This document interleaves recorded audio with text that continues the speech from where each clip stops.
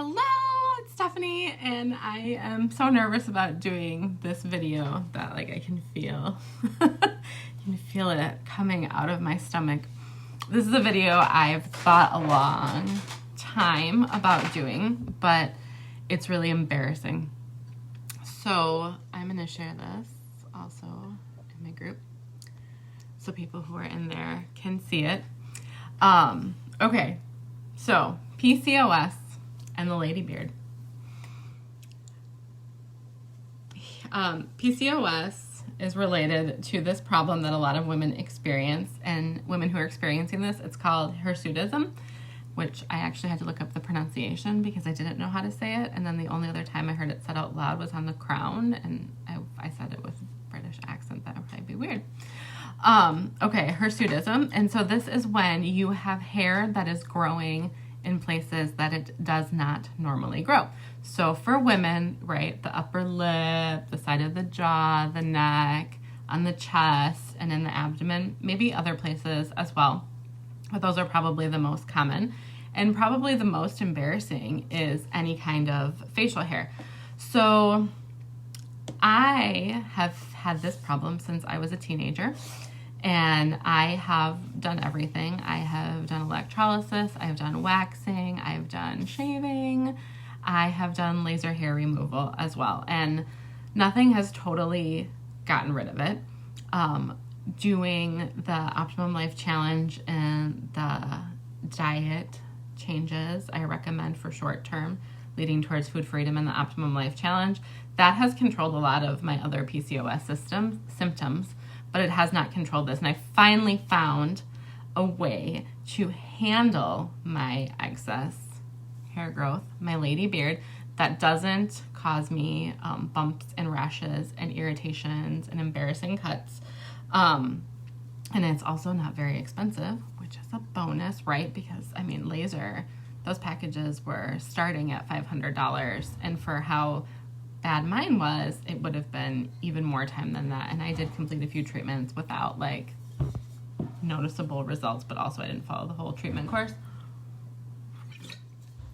So, but what I want to talk about is that for people who are shaving, which I think is a lot of women, you might experience the bumps and the rashes and stuff that I've experienced in the past that are painful and so embarrassing, because it's okay, well, no, my beard is gone, but everyone's like, what's wrong with you?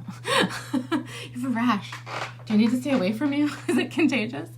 It's not contagious, but it sure is embarrassing.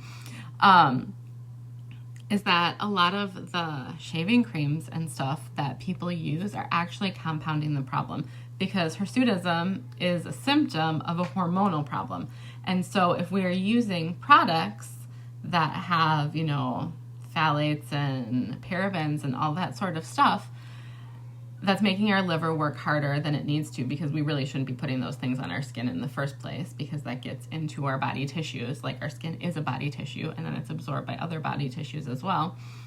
But they have the ability to work on the hormonal system and make the hormonal system dysfunction more. So if you already have PCOS, endometriosis, things like that, you know that your feminine hormones are not moving in the proper cycles. And we're going to talk more about this in my class tomorrow night, which you are invited to join by going on my profile, and then there's a link.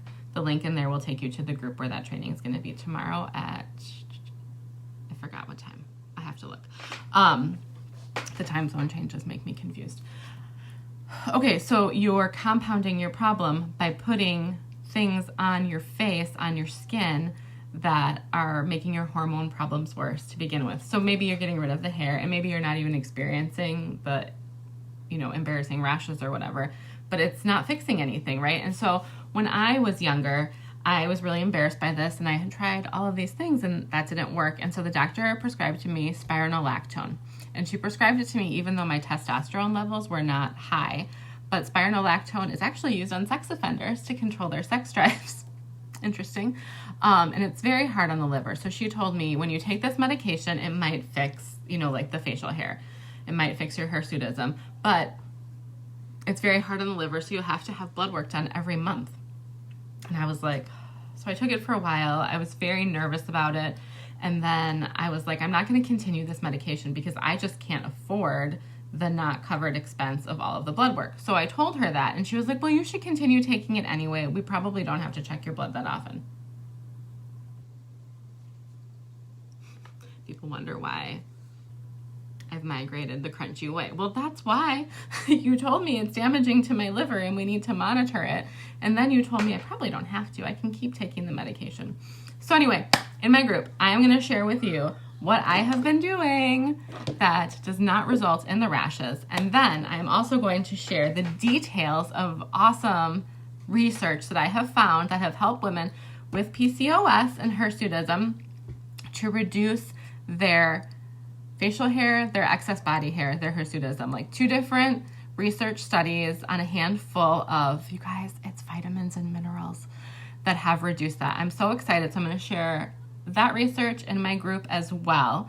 And I hope that I don't die of embarrassment from this. And I also hope that this helps somebody, because I really feel like I'm not the only person with this problem, but it's so embarrassing to talk about. So click on my profile and join the group Lagom Life Community. And then I will be posting my video momentarily about what I've been doing and what I'm going to try next now that I have access to this new information, and maybe it will help you too. See ya.